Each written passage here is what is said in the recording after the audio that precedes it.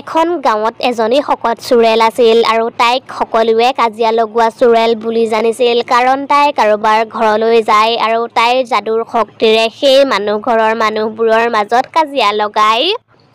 চুৰেলজনী বহুত দুৰ্বল আছিল আৰু সেইবাবে তাই কাকো ভয় খুৱাব নোৱাৰিছিল আৰু সেইকাৰণে তাই মানুহৰ মাজত কাজিয়া লগাই আনন্দ লৈছিল। মানুহবোৰে কাজিয়া কৰি থকা দেখিলে চুৰেলজনীয়ে বৰ ফূৰ্তি পাইছিল আৰু তেনেকৈয়ে এদিন চুৰেলজনীয়ে আম গছৰ ওপৰত বহি আম খাই আছিল। এই গৰমৰ দিনকেইটা বৰ ভাল লাগে দেই, এনেকৈ আম গছৰ ওপৰত বহি আম খোৱাৰ মজাই বেলেগ। তেতিয়াই চুৰেলজনীয়ে দেখিলে সেইফালেদি এহাল পতি-পত্নী গৈ আছে আৰু তেওঁলোকক বৰ ফূৰ্তিত থকা যেন লাগিছে। আৰে এওঁলোকক দেখোন বৰ ফূৰ্তিত থকা যেন লাগিছে। মই থকালৈকে বাৰু এই গাঁওখনৰ মানুহবোৰ ফূৰ্তিত থাকিব পাৰেনে? এনেও বহুত দিন হ'ল মানুহবোৰে কাজিয়া কৰা মই দেখাই নাই। সেইখিনি কৈ চুৰেলজনীয়ে তাইৰ যাদুৰ শক্তিৰে ৰাস্তাটোৰ মাজতে এটা ডাঙৰ শিল থৈ দিলে। তাৰ ফলত বাইকখনে আহি শিলটোত খুন্দিয়াই দিলেহি। আই ঐ, মোৰ কঁকালটো ভাঙিল যেনে পাওঁ। আপুনি বাৰু সন্মুখত শিলটো দেখা নাজানো আৰু মিনতি, ইমান ডাঙৰ শিলটো ৰাস্তাৰ মাজলৈ কেনেকৈ আহিল? বাৰু সেইবোৰ এতিয়া বাদ দিয়ক, আজি আমাৰ এটা ভাল দিন, গতিকে এইবোৰ কথা ভাবি থাকি আৰু একো লাভ নাই। সেইবোৰ দেখি চুৰেলজনীৰ খং উঠিল। আৰে ইহঁতে দেখোন কাজিয়াই নকৰিলে, মই এতিয়া বেলেগ কিবা এটা কৰিব লাগিব। মিনতি আৰু গগন বাইকত উঠিবলৈয়ে লৈছিল, কিন্তু তেতিয়াই চুৰেলজনীয়ে মিনতিৰ ওপৰত যাদু কৰিলে আৰু সেই সকলোবোৰ চুৰেলজনীয়ে আম গছৰ ওপৰত বহি চাই আছিল। এতিয়াহে মজা লাগিব।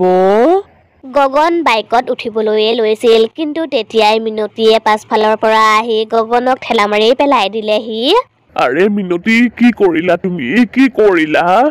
যি কৰিছো ভালেই কৰিছো। আপুনি যে মোক বাইকৰ পৰা পেলাই মোৰ কঁকালৰ বিষ কৰালে মই গম পাইছো। সেই সকলোবোৰ আপুনি জানি বুজিয়েই কৰিছিল, যাতে মই সোনকালে মৰি থাকো। মিনতি, তুমি এইবোৰ কি কথা কৈ আছা? তুমি মোক ঠেলা মাৰি পেলাই দিলা আৰু তুমিয়ে বেছি কথা কৈ আছা। একদম মনে মনে থাকা তুমি। হ'ব, আপুনি মোক মনে মনে থাকিবলৈ ক'ব নালাগে। এতিয়াহে আপোনাৰ কথাবোৰ মই গম পাইছো।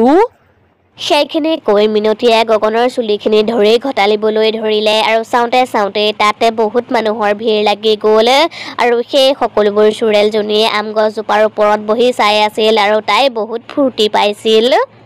আৰে বাহ, এতিয়াহে মোৰ মনটো ভাল লাগিছে।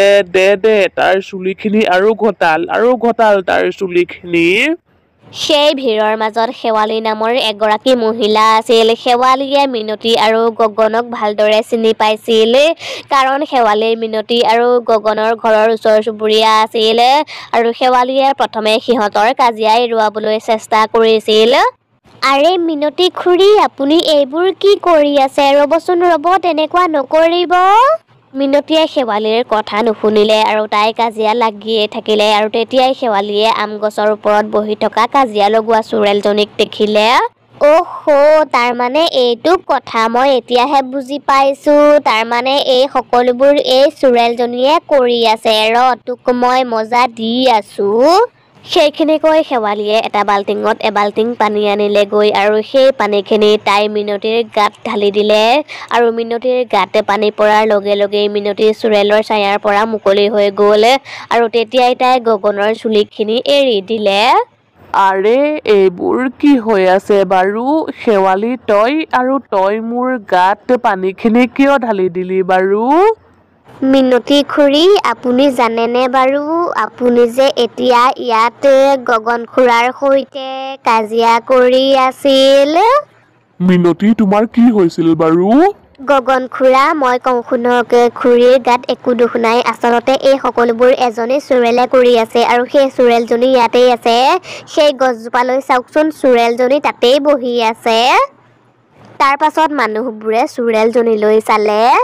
এইবোৰ ময়ে কৰিলো আৰু এইবোৰ কৰি মই বৰ ভাল পাওঁ। মানুহবোৰৰ চুৰেলজনীৰ ওপৰত বহুত খং উঠিছিল, কিন্তু তেতিয়াই চুৰেলজনী গছজোপাৰ ওপৰৰ পৰা নাইকিয়া হৈ থাকিল।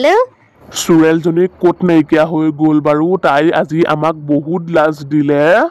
আপুনি মোক ক্ষমা কৰি দিব আৰু এতিয়া আমি ইয়াৰ পৰা সোনকালে যাওঁ বলক। আপুনি পাহৰিলে নেকি আজিৰ দিনটো আমাৰ বাবে কিমান শুভ? তাৰ পাছত মিনতি আৰু গগন ঘৰলৈ গুচি আহিলে আৰু সিফালে শেৱালিও ঘৰলৈ গুচি গ'ল। মিনতিৰ ঘৰলৈ আহি কাপোৰবোৰ বেগত ভৰাবলৈ ধৰিলে। আমাৰ ল'ৰা আৰু বোৱাৰী ইয়াত নাই যে বৰ ভাল হৈছে দেই। আমাৰ গাঁৱত সেই চুৰেলজনীৰ আতংক দিনক দিনে বাঢ়িছে। ভালেই হৈছে আমাৰ ল'ৰা বোৱাৰী ইয়ালৈ অহা নাই, নহ'লে সিহঁতৰো আমাৰ দৰেই অৱস্থা হ'লহেঁতেন। বাৰু সেইবোৰ এতিয়া বাদ দিয়ক, ব'লক আমি সোনকালে ঘৰৰ পৰা ওলাই যাওঁ, নহ'লে আমি ট্ৰেইন গৈ নাপামগৈয়ে। মোৰ ল'ৰাটো আৰু নাতিকেইটাক কেতিয়া চাওঁ লাগি আছে। তাৰ পাছত মিনতি আৰু গগন লৰালৰিকৈ ঘৰৰ পৰা ওলাই আহিলে। আচলতে সিহঁতৰ ল'ৰাটো চহৰত থাকে আৰু ল'ৰাটোকে লগ কৰিবলৈ সিহঁত চহৰলৈ গৈছিল। আৰু সিফালে কাজিয়া লগোৱা চুৰেলজনী ইফালে সিফালে ঘূৰোতে ফুৰোতে ৰেল ষ্টেচন পালেগৈ। মোৰ এতিয়া গাঁৱত থাকি ভাল লগা নাই। তেতিয়াই চুৰেলজনীয়ে ষ্টেচনটোত এখন ট্ৰেইন দেখিলে আৰু চুৰেলজনী গৈ সেই ট্ৰেইনখনৰ ওপৰত বহি ল'লেগৈ। কিন্তু তাই গম পোৱা নাছিল সেই ট্ৰেইনখনতেই যে মিনতি আৰু গগন চহৰলৈ গৈ আছিল।